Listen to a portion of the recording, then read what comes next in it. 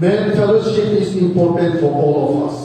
और जो पुरुषों की संगति हम सब के लिए बहुत महत्वपूर्ण बात है, Because what we cannot share with our wife and youth, we can discuss among ourselves. और जो हम अपनी पत्नियों से और अपने बच्चों से, जवानों बच्चों से शेयर नहीं कर सकते, बता नहीं सकते हैं, जब हम ऐसे पुरुषों की संगति में हम खुलकर बात कर सकते हैं।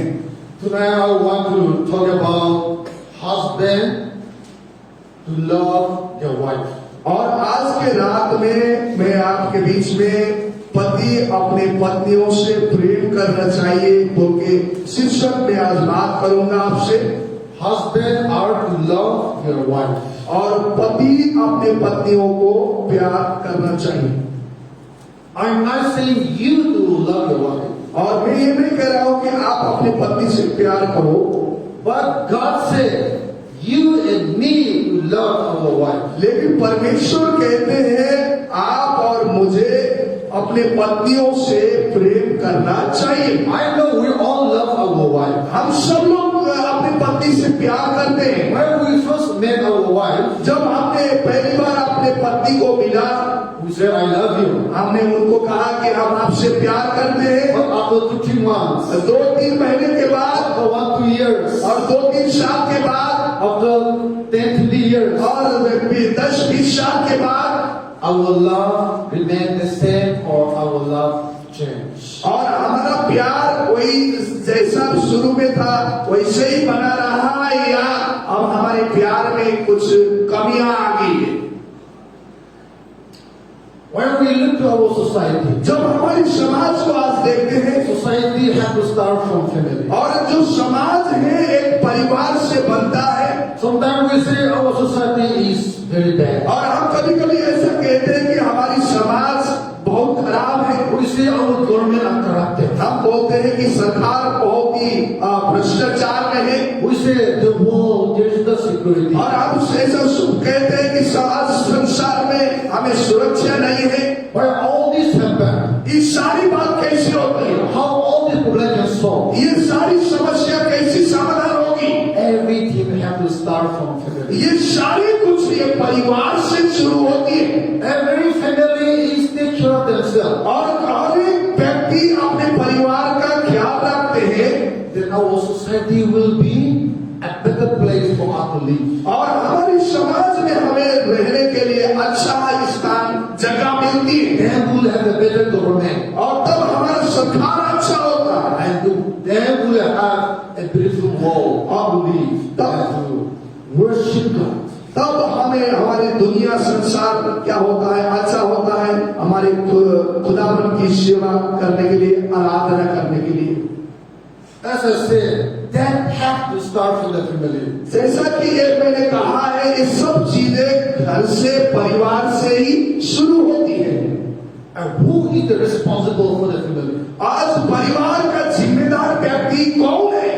Husband are the responsible for the family. और एक पति ही अपने घर का, परिवार का एक कर्तव्यनिष्ठ या जिम्मेदारी व्यक्ति माना जाता है। But within family tonight, I will mainly focus on wife and husband. और परिवार के बीच में भी हम खास करके मैं आज की रात तो पतियों और पत्नी के विषय की बात में आज करना चाहूंगा। Coming to our culture, हमारी समाज में, हमारे संस्कार में we men told that we are more powerful, more greater than our wife. और हम आदमी लोग सोचते हैं कि हम औरत से शक्तिशाली है और पत्नियों से हम अपने हम बड़ा है बोलकर हम सोचते हैं। Not only Bible, that we have a mentality, we have the DNA that I am the head of the family and my wife should submit to me, my wife will serve me, my wife should worship me. That kind of attitude we have in our society. केवल Bible में ये बातें नहीं, लेकिन हमारी जीवन में भी हम ऐसा सोचते हैं कि पति हमारी सेवा करना चाहिए, पति से बढ़कर मैं हो, और पति हमें समय मदद करना चाहिए। ये प्रकार की जो मानसिकता हमारे जीवन में है। Let us start from Ephesians chapter 5. इफिसियों का किताब उसकी 5 अध्याय से हम शुरुआत करेंगे Verse 25. और उस 5 अध्याय का 25 आयत हम पढ़ेंगे। Husband and wife, just as Christ loved the church and gave himself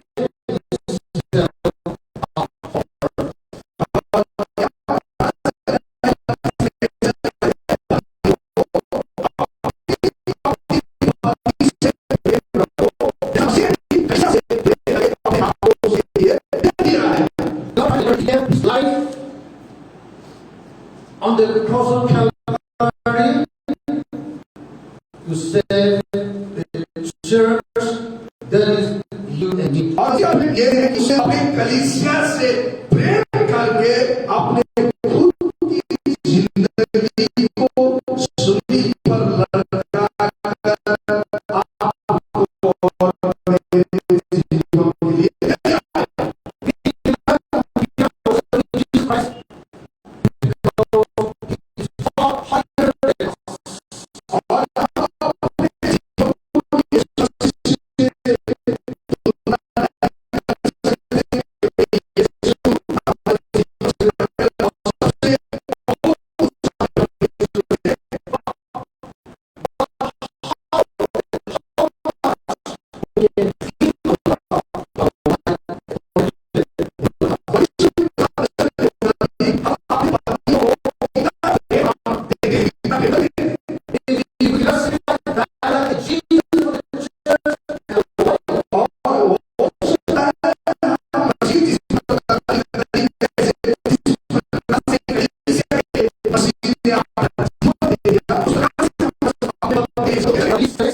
selfish love to our wife. लेकिन हम अपनी बिना स्वार्थ का प्रेम अपने पत्नी को हमें देना चाहिए।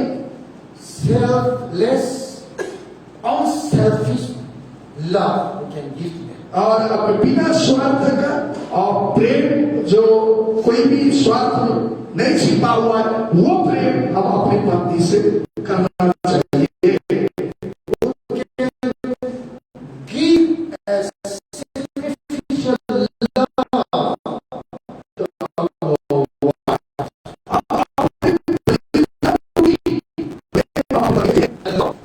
A love of the heart we can give to our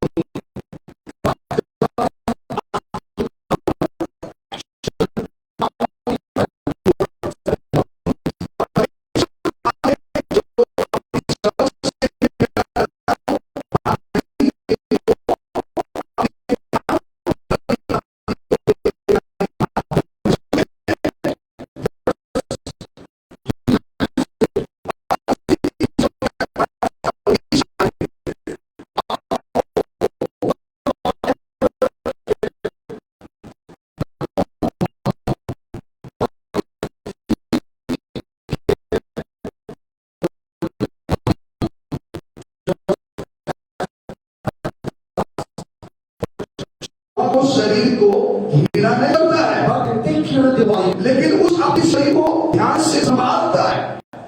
The Bible says that wife and husband are no more two, but they are one flesh, one body. और बाइबल ये कहता है कि जो पत्नी और पति होते हैं ये दोनों देह नहीं है, लेकिन जब वो दोनों एक साथ में एक ही देह बन गए, एक ही शरीर एक ही देह है।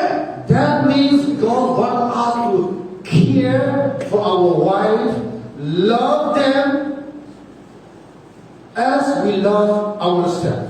इसका मतलब परमेश्वर चाहता है कि हम उन अपनी पत्नियों का ध्यान करें, अपनी पत्नी की संभाल करें, जैसा हम अपने खुद की संभाल करते हैं वैसे ही पत्नियों का भी संभाल करना चाहिए। Colossians chapter 3 verse 19 says, और कुलस्यों का किताब 3 अध्याय का 19 आयत में, husband, love your wife and do not harsh to them. और पति अपने पत्नी से प्रेम करे और उनको कष्ट ना दे। God's word says for every husband not to harsh to their wife. और परमेश्वर का वचन कहता है कि कोई भी पति हो अपनी पत्नी को कठोर ना करे बोलकर परमेश्वर का वचन कहता है। Because Bible said that they are physically weaker than us, they are a weaker vessel. क्योंकि वचन में लिखा है वो शारीरिक रूप में हमसे कमजोर होते हैं और वे कमजोर बर्तन की तरह होते हैं, वचन में लिखा है। But sometimes we husbands say that I am the boss, I am the head, and sometimes we harsh to our wife. कभी-कभी हम पति लोग क्या करते हैं, मैं मालिक हूँ, मैं सिर हूँ, और उनको हम कठोरता से व्यवहार करते हैं। But God against that. लेकिन परमेश्वर इस बात का विरोध करता है। Ephesians chapter 4 verse 31 says, इफिसियों का किताब उसकी 4 अध्याय का 31 आयत में लिखा है, God commands every husband to be free from bitterness, free from wrath, free from anger, free from clamor, free from malice, and speaking of evils. और परमेश्वर इस प्रकार से हमें आज्ञा देता है कि परमेश्वर ने आज्ञा दिया गया है कि हमें सब प्रकार की कड़वाहट से, प्रकोप और क्रोध और कलह और निंदा और वैर भाव समेत तुम इनसे दूर किया जाए बोलकर लिखा है। And Jesus also said that love does not boast, proud, dishonor, self-seeking, easily angered, or delight evil, and does not keep wrong record. और परमेश्वर प्रभु यीशु मसीह भी स्वयं में लिखा है वचन में कि प्रेम एक धीरजवंत होता है और प्रेम कृपालु और सुरक्षा प्रदान करने वाले, सच्चाई में चलने वाला, आशा रखने वाले, भरोसा करने वाले, ऐसी ऐसी प्रकार की अपनी बुराई से दूर रहने वाले होना चाहिए। These are God command. These are God principle for every husband to live for our wife, to live for Jesus. और ये परमेश्वर की एक आज्ञा है हर एक पतियों के लिए दिया गया है। जब पत्नी के साथ रहते हैं, परमेश्वर ने यीशु मसीह के लिए जीने के लिए इस प्रकार की आज्ञा खुदावन ने हमें दी गई है। God wants us to free from all kind of bad character, bad nature, bad behavior that displease God, that displease our wife. और परमेश्वर इस सारी प्रकार की बुराइयों से हमें दूर रहना चाहिए, क्योंकि जो बातें जो पत्नी को और खुदावन को भी खुश नहीं करती है। Ephesians chapter 4 verse 31 से, और जो इफिसियों का किताब 4 का 31 में मैंने पहले दे दिया है। we are, yes, okay, coming to 1 Corinthians chapter 13 verses 4 to 7. पहली कोरिन्थी का किताब उसकी 13 अध्याय का 4 से लेकर 7 आयत में, Here the word of God said, यहाँ पर परमेश्वर का वचन कहता है, love is patient, love is kind, love is protect, truth, hope, and trust, persevere, and love is rejoices. यहाँ पर बताया गया है कि प्रेम जैसे प्रेम एक धीरजवंत है, कृपालु है, सुरक्षा प्रदान करने वाले, सच्चाई में चलने वाले, सच्चा आशा रखने वाला, आशा और धीरजवंत और खुशी रहने वाला प्रेम होता है। And Bible said, if you have the love of God, there will be no place for proud and endures. और यदि बाइबल कहती है यदि तुम्हारे पास परमेश्वर का प्रेम है तो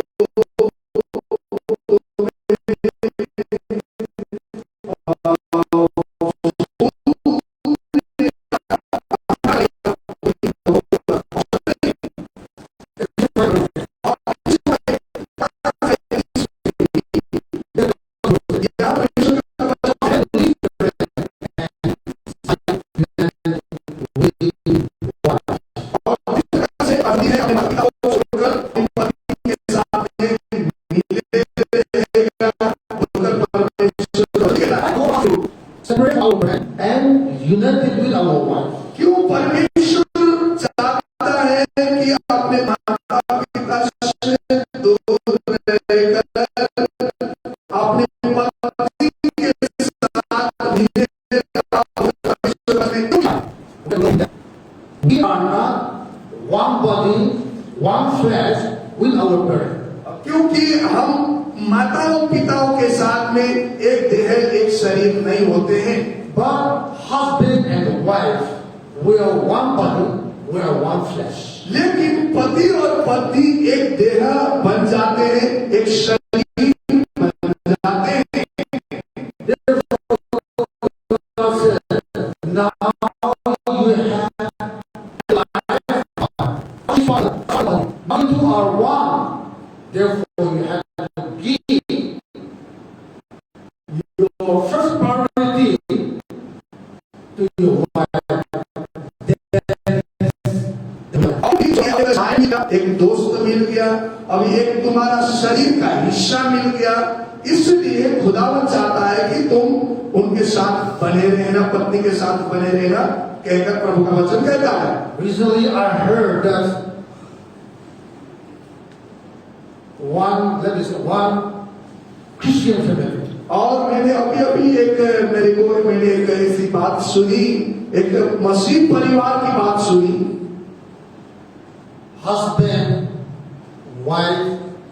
Husband beat his wife badly. और एक पति ने एक पत्नी को बहुत बुरी तरह से मार दिया। Why? क्यों मार दिया? Husband said, हस्बैंड ने कहा men should eat first.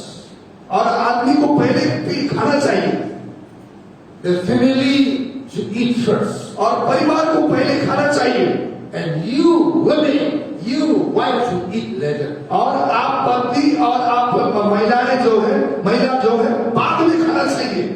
If you eat along with us, यदि आप हमारे साथ साथ में खाओगे, you disrespect us. आप हमें अनादर करोगे। That's the reason he beat his wife very bad. और यही कारण था जो पति ने अपने पत्नी को मारा, बुरी तरह से मारा। I saw even the picture of the WhatsApp sent to me. और उसने जो मुझे वीडियो में या वो फोटो भेजा, जो मैंने उस पिक्चर में भी देखा है। Even today, आज भी many Christians बहुत सारे मसीही लोगों में are married after having wife and children. और एक पत्नी होने के बाद, बच्चे होने के बाद, शादीशुदा होने के बाद They still give their first priority to their father and mother. और अभी भी जो माता पिता की जो माता पिता को पहली प्राथमिकता दे देते हैं, And they support the side of their parents and fight with their wife. और अपने माता पिता का पक्ष लेकर अपनी पत्नी के साथ लड़ाई करते हैं।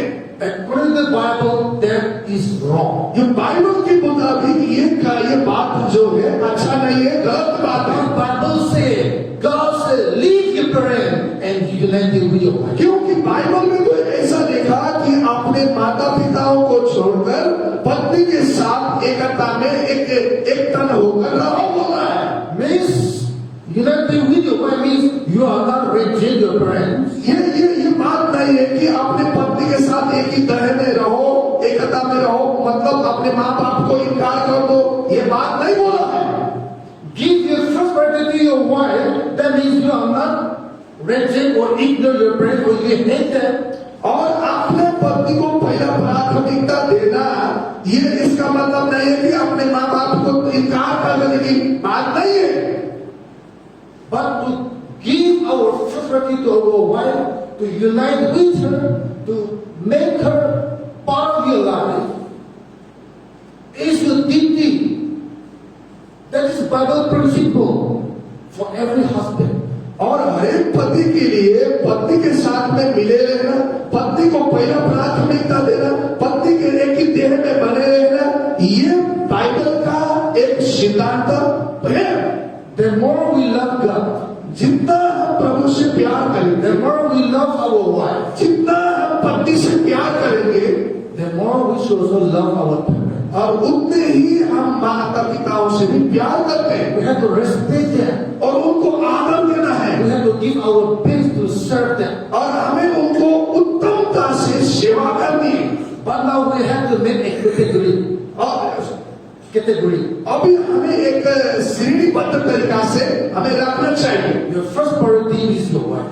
पहली प्राथमिकता पत्नी है। Your first priority is your family. पहली प्राथमिकता अपना परिवार है। Who's your family? आपके परिवार कौन है? Now your father, mother, brothers are not your family anymore. अभी आपका माता पिता भाई बहनों तो आपका पहला प्राथमिकता Now नहीं your है। family is you, your wife, your children are your family. और आप अपना पत्नी और आपका बेटा बच्चे आपका पहला परिवार बनना है। My wife, मेरा पत्नी, my boy, मेरा लड़का, my girl, मेरी लड़की, my family. मेरे परिवार, My father, my mother, मेरा पिता, मेरा माता, my brother, मेरा my भाई, sister. मेरा बहन। But now you don't say my family, you don't say that anymore. अभी आप वहाँ पर आपको मेरा परिवार बोल के नहीं बोल सकते। But you say my father, my mother, my brother and sister, but you don't say my family anymore. अभी आप वहाँ पर मेरा पिता, मेरा माता, मेरा भाई, मेरा बहन तो बोल सकते हैं, लेकिन अभी मेरा परिवार बोलकर नहीं बोल सकते। What about my family, me, my wife, my children, my family? Now you are separated. अभी मेरा परिवार मतलब मेरा पत्नी है, मेरा बच्चा, मेरा बेटा, मेरा बेटी, और हम अलग बनाए गए हैं। Therefore, we Christians don't understand our Bible well. इसलिए हम एक मसीह होने के नाते हमें एक बाइबल को अच्छी तरह से समझना जरूरी होता है। When we know our Bible well and live according to it, then there is blessing. और जब हम बाइबल को जानकर उसी बाइबल के मुताबिक जिंदगी जीते हैं, तो वहां पर आशीष हमारे लिए रखा है। Now, coming to our Asian culture, लेकिन हमारा जो एशिया में होने वाला एशियन संस्कार के मुताबिक, coming to our Indian culture, coming to our Nepal culture, और भारत और नेपाल की जो संस्कार है उसके मुताबिक देखा जाए, sometimes we have problem to come out of our culture. और ये हमारी परिवार से अपनी संस्कार से बाहर निकलना बहुत मुश्किल हो जाता है। I'm not saying you and me to ignore or reject our culture, our background. और मैं ये